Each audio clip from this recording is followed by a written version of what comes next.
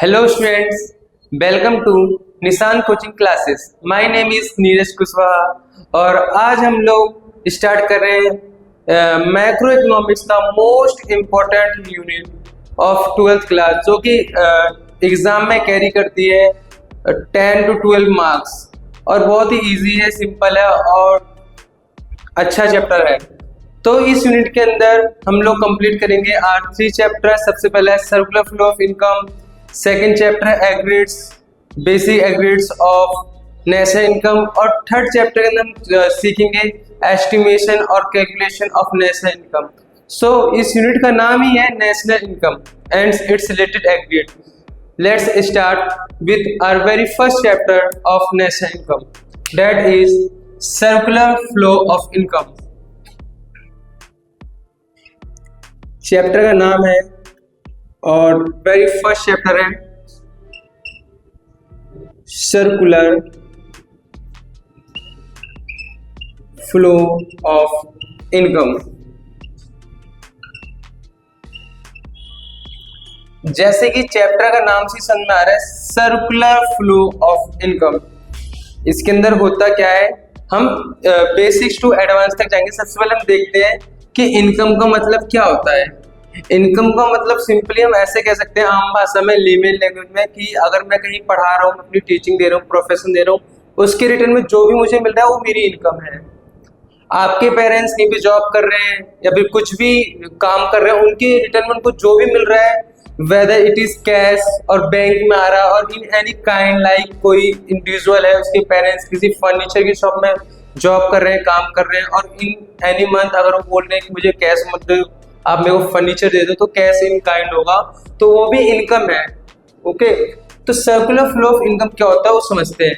हमारी इकोनॉमी के अंदर पूरी जो कोई भी देश होता है, अर्थशास्त्र जो हम पढ़ रहे हैं, चाहे तो इंडिया की इकोनॉमी की बात करें या फिर पाकिस्तान की, इंग्लैंड की, ऑस्ट्रेलिया, किसी भी XYZ कंट्री की बात करें, उस कंट्री के अंदर 4 मेन सेक्टर होते हैं, पिलर होते हैं इकोनॉमी के अंदर। वो पिलर क्या होते हैं? सबसे पहला होता है हाउस होल्ड सेक्टर, दूसरा होता है फर्म सेक्टर, जिसके अंदर आता है कंपनीज आती है, ऑर्गेनाइजेशन आ जाती है, जैसे अपने देश के अंदर है रतन टाटा ऑर्गेनाइजेशन है, रिलायंस इंडस्ट्री है और भी इंडस्ट्रीज है। और एक होती है गवर्नमेंट, एक होता है रेस्ट ऑफ द वर्ल्ड, जिसे कहते हैं फॉरेन सेक्टर। चलो हम लिखते हैं, आप लोग भी नोट करो। सबसे पहले house hold sector. House hold sector के अंदर आते हैं हम लोग जो इकोनॉमी के अंदर कंट्रीब्यूट करते हैं, कहीं जो कि फैक्टर ऑफ प्रोडक्शन, जैसे मैं हूं, मैं हाउस होल्ड में आऊंगा, आप लोग हाउस होल्ड के अंदर आओगे। एक हाउस होल्ड सेक्टर होता है, एक होता है फर्म सेक्टर। फर्म सेक्टर मतलब कंपनीज, ऑर्गेनाइजेशन जो कि कोई भी गुड्स बना रहे हैं। गुड्स का मतलब तो पता है, अकाउंटेंसी में गुड्स का मतलब होता है कोई भी कमोडिटी जो हम कंज्यूम करते हैं, जो कि हमारी नीड्स एंड वांट्स सेटिस्फाई करते हैं। फर्म्स होते हैं, एक होती है गवर्नमेंट सेक्टर होता है, एक होता है रेस्ट ऑफ द वर्ल्ड या फिर से फॉरेन सेक्टर भी बोलते हैं, फॉरेन सेक्टर। ब्रैकेट में लिखते हैं रेस्ट ऑफ द वर्ल्ड।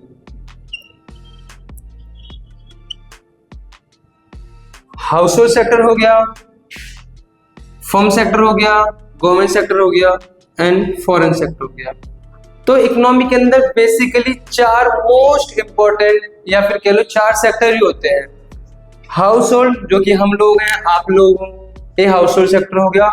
और फर्म सेक्टर जो कि प्रोड्यूस करते हैं, जैसे रिलायंस इंडस्ट्री हो गई या फिर रतन टाटा इंडस्ट्री हो गई या फिर कोई भी इंडस्ट्री हो गई, कोई भी कंपनी हो गई, वो फर्म में आ जाएगा। और गवर्नमेंट जो लॉ एंड ऑर्डर देखते हैं, ट्रांसपोर्टेशन देखते हैं और काफी सारी और भी चीज होती हैं जो कि इंश्योर करती है गवर्नमेंट। एक होता है फॉरेन सेक्टर। फॉरेन सेक्टर मतलब अपने इंडिया को छोड़ के जितनी भी अदर कंट्रीज हम लेन देन कर रहे हैं, एक्सपोर्ट इंपोर्ट कर रहे हैं, हमारे देश से कुछ वर्कर जा रहे हैं, वहां पे अर्न कर रहे हैं, फिर दोबारा अपने देश में रेमिटेंस सेंड कर रहे हैं, तो वो आ जाएगा फॉरेन सेक्टर के अंदर। इस 4 सेक्टर से इकोनॉमी चलती है। हमारे चैप्टर का नाम है सर्कुलर फ्लो ऑफ इनकम। अब हम लेमेल लैंग्वेज समझने से पहले मैं आपको बता देता हूँ सर्कुलर फ्लो ऑफ इनकम क्या होता है। कि हाउस होल्ड से क्या होगा, सबसे पहले फैक्टर ऑफ प्रोडक्शन जाएंगे फर्म के पास, फैक्टर ऑफ प्रोडक्शन मतलब अगर फर्म को कुछ बनाना है तो ऑब्वियस है हमको लैंड चाहिए होगा, लेबर चाहिए होगा, कैपिटल चाहिए होगा, एंटरप्रेन्योर चाहिए होगा। और हम कहीं पे सर्विस दे रहे हैं उसके रिटर्न में भी हम लोग एक्सपेक्ट करेंगे कि फर्म से हमें कुछ मिले। तो लैंड के बदले हमें रेंट मिल जाता है, लेबर के बदले हमें वेजेस मिलता है, एंटरप्रेन्योर के बदले हमें प्रॉफिट मिलता है, और जो कैपिटल होता है उसके बदले में इंटरेस्ट मिलता है। तो ये जो सर्कुलर फ्लो होता है इसी को कहते हैं सर्कुलर फ्लो ऑफ इनकम। चलो हम डायग्राम से समझते हैं अच्छे से। सबसे क्या पहले क्या होता है, हाउस होल्ड से क्या जाता है, फैक्टर ऑफ प्रोडक्शन जाता है फर्म के पास। इसका नाम दे रखा है, ऐसे कुछ है नहीं, factors of production. Factors of production exam में कई बार आप लोग से पूछ लेते हैं फैक्टर ऑफ प्रोडक्शन क्या होते हैं, तो इंपॉर्टेंट क्वेश्चन इवन मार्केट के लिए ये भी आ बन सकता है। फैक्टर्स ऑफ प्रोडक्शन नाम सुनना, फैक्टर क्या क्या फैक्टर्स है कुछ चीज प्रोड्यूस होने के लिए। तो अगर मुझे कुछ भी प्रोड्यूस करना है सबसे पहले मुझे क्या चाहिए, आप लोग खुद कमेंट करो। देखो लैंड चाहिए होगा मुझे, लैंड तो ऑब्वियस है, कहीं पे अगर प्रोडक्शन करना स्टार्ट करूंगा मुझे जमीन चाहिए होगी, चाहे तो मेरी खुद की हो या किसी की हो, लैंड तो चाहिए होगी। उसे फील्ड भी कहते हैं लैंड। लेबर जो वर्कर्स वहां पे काम करेंगे, इकोनॉमिक्स लैंग्वेज में ये भी याद रखना, लेबर का मतलब इसके अंदर हर कोई आता है, वेदर कोई जॉब कर रहा है मतलब डेली बेसिस में कर रहा है या सैलरी बेसिस में कर रहा है, उसे लेबर ही बोलता है। अगर मैं पढ़ा रहा हूँ इकोनॉमिक्स में इसे भी लेबर ही बोलेंगे, लेबर। और कैपिटल, अगर मैं कुछ प्रोडक्शन करूंगा मुझे रुपये तो चाहिए होंगे ना, इन्वेस्टमेंट करना ही पड़ेगा, उसे कैपिटल बोलते हैं। और एक होता है इंटरप्रेन्योर मतलब जो अपना माइंड लगा रहा है, मैनेजमेंट देख रहा है कि कहाँ पे कितने प्रोडक्शन होना चाहिए, कितनी लेबर हायर करूँ, कितना कहाँ से फंड अरेंज करूँ, राइट। इसके रिटर्न में फैक्टर हाउस होल्ड ने अपने फैक्टर ऑफ प्रोडक्शन दिए किसे, फर्म को। तो फर्म क्या करता है, प्रोडक्शन करता है। मान लो इन्होंने कुछ प्रोड्यूस करा तो हाउस होल्ड सेक्टर फ्री में तो कुछ देगा नहीं, इसके रिटर्न में कुछ चाहेगा। तो फर्म क्या करता है, इन लोगों को देखता है फैक्टर्स ऑफ पेमेंट, इसे कहते हैं फैक्टर्स ऑफ पेमेंट। मेरा डायग्राम ऐसे बन रहा है, आप लोग अपना अच्छा सा बनाना। फैक्टर्स ऑफ पेमेंट मेरा भी सही बन रहा है। फैक्टर्स ऑफ पेमेंट जैसे कि लैंड के बदले मिलेगा रेंट, अगर कोई इंडिविजुअल होगा लैंड अपनी देगा किसी को, फर्म को या फिर किसी भी शॉप को, किसी भी ऑर्गेनाइजेशन को, तो उससे रेंट तो लेगा। लेबर के बदले मुझे मिल जाएगा वेजेस, राइट। कैपिटल के बदले मिल जाएगा मुझे इंटरेस्ट। एंटरप्रेन्योर जो मैनेजमेंट देख रहा है उससे लास्ट में मिलता है, अगर घाटा हो गया तो घाटा, प्रॉफिट हुआ तो प्रॉफिट उसका होगा। तो हम लोग यहाँ पे प्रॉफिट लिख देते हैं, हालांकि बहुत ही technical thin line of difference है कि प्रॉफिट के अंदर लॉस भी इंक्लूड होता है। मान लो कोई बिजनेस स्टार्ट कर रहा है तो लैंड हायर करेगा तो रेंट देना ही पड़ेगा, लेबर को भी पे करना पड़ेगा और इंटरेस्ट भी देना पड़ेगा। किसी मैं लोन लूंगा तो उसके इंटरेस्ट तो पे करना पड़ेगा। पर जो लास्ट चीज बचती है वो होता है प्रॉफिट। कई बार क्या होता है लॉस बच जाता है, तो लॉस को इसके अंदर लॉस भी इंक्लूड है, पर हम लोग बेसिकली पॉजिटिव साइड से लिख देते हैं प्रॉफिट करके। अब सबसे पहले हाउस होल्ड सेक्टर से गया factor of production to firm sector. Firm ने वहां से क्या कर दिया, फैक्टर ऑफ पेमेंट दे दी कि क्या क्या किस किस फॉर्म में पेमेंट मिल रही है, रेंट भी मनी की फॉर्म में, वेजेस भी मनी की फॉर्म में, इंटरेस्ट भी, प्रॉफिट भी। आप एक बार बताओ, हमारे पेरेंट्स से आपके पेरेंट्स कहीं पे जॉब करने गए, वहां पर उन्होंने अपनी लेबर दी, उनको रुपए मिल गए, तो रुपए क्या, रुपए से आके रुपए थोड़ी खाएंगे, वो मार्केट में जाएंगे उसे दोबारा खर्च करेंगे, राइट। तो दोबारा खर्च करेंगे, जो रुपए आए मेरे पास इस फॉर्म में आ गए, मान लो मैंने लेबर दी, मुझे रुपए आ गए, तो घर मेरा कैसे चलेगा, इकोनॉमी कैसे चलेगी। और रुपए तो ऐसा तो होगा नहीं सब्जी बना लूंगा 10 की नोट की, 100 की नोट की, ऑब्वियस है, मतलब उसे खर्च करूंगा, तो वो रुपए दोबारा मैं खर्च करूंगा इसी फॉर्म में ही दूंगा, क्योंकि प्रोडक्शन भी तो ये लोग कर रहे हैं। चेयर ले लूंगी, कुछ वेजिटेबल्स ले लूँ, कुछ भी लेना होगा तो फॉर्म में ही जाऊंगा। फॉर्म मतलब मार्केट भी होता है, समझ रहे हो, मार्केट टाइप। तो वो भी रुपये खर्च करूंगा, ऐसे बोलते ऐसे, तो बस सही से बनाता हूँ एक बात। जो रुपए मुझे अभी मिले इसको मैं दोबारा खर्च कर दूंगा इस फॉर्म में, एक्सपेंडिचर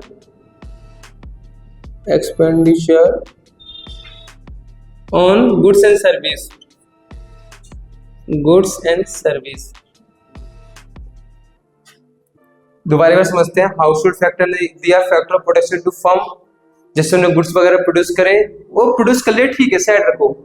उसके बाद हमें जो फैक्टर ऑफ पेमेंट मिला, फैक्टर्स पेमेंट में हमारे पास दोबारा रुपए आ गए, उनको हम लोग क्या करेंगे, मार्केट में दोबारा जाके खर्च करेंगे। किस फॉर्म में, कुछ गुड्स खरीदेंगे, गुड्स मतलब एक्सवाइजेड कुछ हो सकता है, और सर्विस जैसे टीचिंग हो गया, डॉक्टर हो गया, उनकी सर्विस लेंगे, तो रुपए दोबारा फर्म के पास जाएंगे। और जो रुपए आए इसके बदले फर्म हमें क्या देगा, बताओ क्या देगा, goods and service, goods and service. आप लोग सही से लिखना, गुड्स एंड सर्विस। अब तुम लोग यहाँ पे देखो, हाउस होल्ड सेक्टर से क्या, factor of production to firm, firm से दोबारा है फैक्टर्स ऑफ पेमेंट। ये चीज याद रखने वाली है, सिर्फ फैक्टर्स ऑफ प्रोडक्शन बोलते हैं, सिर्फ फैक्टर्स ऑफ पेमेंट बोलते हैं। और यहाँ से जो रुपए आए तो हमने खर्च कर दी किसके ऊपर, गुड्स एंड सर्विस के ऊपर, एक्सपेंडिचर है हमारा, और फर्म ने उसके लिए हमें क्या दिया, गुड्स एंड सर्विस। ये केस बन गया हमारा क्लोज इकोनॉमी का, टू सेक्टर इकोनॉमी का, हाउस होल्ड और फर्म। और हमारी वैसे इकोनॉमी में कितने सेक्टर होते हैं, 4 सेक्टर होते हैं, गवर्नमेंट और फॉरेन सेक्टर। लेकिन हमारे सिलेबस में सिर्फ 2 सेक्टर है, हाउस होल्ड और फर्म, यहाँ तक है। लेकिन हम थोड़ा एक्स्ट्रा कर लेते हैं, क्योंकि इससे पहले 2020 से पहले 4 सेक्टर इकोनॉमी पढ़ रहे होते थे, और अभी भी बुक में दे रखा है पावर बूस्टर में, और हमारी एनसीईआरटी में दे रखा है, लास्ट में पेज में दे रखा है, तो हम लोग डिस्कस कर लेते हैं। गवर्नमेंट हमें क्या देती है, सिक्योरिटी देती है, सिक्योरिटीज। उसके बाद हाउस होल्ड सेक्टर क्या देता है, टैक्सेस देता है। टैक्सेस एक ब्रॉड वर्ड है, इसके अंदर कई सारा आता है, indirect tax, direct tax, regressive tax, progressive tax, कई सारे टैक्स होते हैं, उनकी बातें नहीं करते। फर्म को ही सिक्योरिटी देते हैं, सिक्योरिटी, और फर्म भी हमारी गवर्नमेंट को क्या देते हैं, टैक्सेस। फर्म कैसे देते हैं, वैट, कस्टम ड्यूटी, बहुत सारे उनके तो बहुत सारे होते हैं, हम तो हाउस होल्ड फिर भी लिमिटेड इनके काफी सारे होते हैं। और फॉरेन सेक्टर के साथ भी ऐसा होता है, इनको भी सिक्योरिटी मिलती है। जैसे जितने भी हमारी एमबीसी से कहाँ पे खुल रखी है, चाणक्यपुरी में, दिल्ली के अंदर, और ये लोग इनसे टैक्स सिक्योरिटी देते हैं। फॉरेन सेक्टर से भी टैक्स मतलब किस फॉर्म में रुपए तो आते ही हैं, जैसे रेमिटेंस आ जाना, और काफी सारी इनकी चीजें भी होती हैं। ब्रॉड में हम लिख लेते हैं टैक्सेस। तो ये सेक्टर है, चारों सेक्टर हो गया, लेकिन हमारे सिलेबस में सिर्फ ये है हाउस होल्ड सेक्टर और फर्म सेक्टर, ये 2 सेक्टर हमारे में नहीं है। अब देखो चैप्टर का नाम क्या था, सर्कुलर फ्लो ऑफ इनकम। तो इस चैप्टर में डेफिनेशन हम चाहे तो अपने आप बना सकते हैं, बस हमें कीवर्ड रखने हैं, या फिर आप संदीप वर्ग को रेफर कर लो, टीआर को, किसी के अंदर भी कीवर्ड सेम होगी। Circular flow of income refers to circular relationship between house hold and firm and house hold. इसके अंदर ऐसे ही बोल सकते हैं, circular flow of income refers to flow of factors of production to firm, similarly flow of factors of payment against to firm. ऐसे करीब दे रखा है, डेफिनेशन आप लोग अपने आप से लिख सकते हो या फिर बुक को रेफर कर सकते हो, सिंपल सी है। तो ये जो कंसेप्ट होता है इसे कहते हैं सर्कुलर फ्लो ऑफ इनकम। तो अपना एक टॉपिक यहाँ तक हो गया है। इसके बाद हम लोग इसके अंदर एक दूसरा जो टॉपिक है, एक वो है रियल फ्लो, इसे भी इसी के अंदर कर लेते हैं, इसी से लिंक है, कुछ भी रटना नहीं है, कुछ भी क्रेमिंग नहीं करना, सब रिलेटेड है। रियल फ्लो होता है एक होता है मनी फ्लो, मनी फ्लो। पहले एक बार देख लेते दोनों का मतलब क्या है, फिर इससे लिंक करेंगे। रियल फ्लो का मतलब होता है flow of goods and service, flow of, मैं शॉर्ट फॉर्म लिख रहा हूं, गुड्स एंड सर्विस। और मनी फ्लो का मतलब होता है फ्लो ऑफ मनी,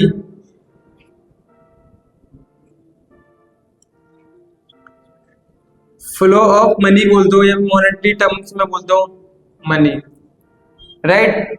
और रियल फ्लो का दूसरा नाम और भी, इसे फिजिकल फ्लो ही बोलते हैं, physical flow.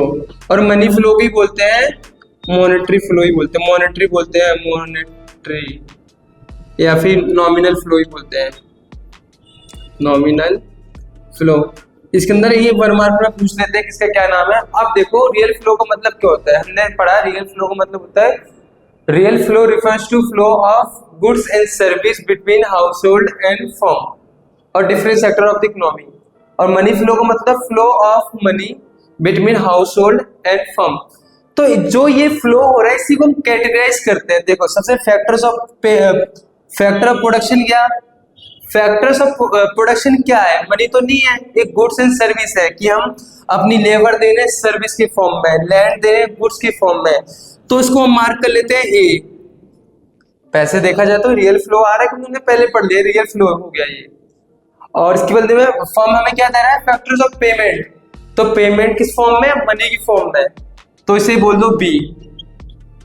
Factors of payment को बी बोल सकते हैं ना, क्योंकि फैक्टर्स ऑफ प्रोडक्शन को ये हमारा रियल फ्लो था इसलिए हमने इसे ए बोल दिया, इसको हमने बी बोल दिया।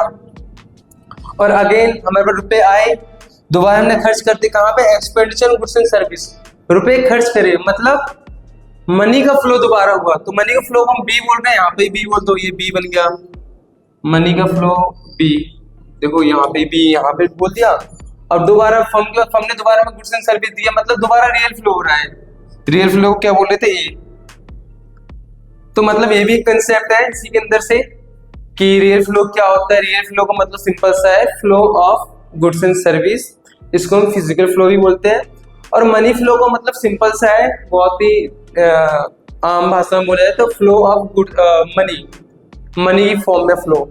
तो हमारा एक ये टॉपिक है जो कि मोस्ट इंपोर्टेंट 3 मार्क्स के लिए पूछ लिया गया था लास्ट टाइम मतलब मैं रिकॉल नहीं कर पा रहा, आई गेस मैंने क्वेश्चन पेपर बनाया था अपने स्टूडेंट्स के लिए, अपने जो ऑफलाइन पढ़ते हैं उनके लिए, तो उसे 3 मार्क के लिए पूछ रखा था, कंपाइल करके बनाते हम लोग।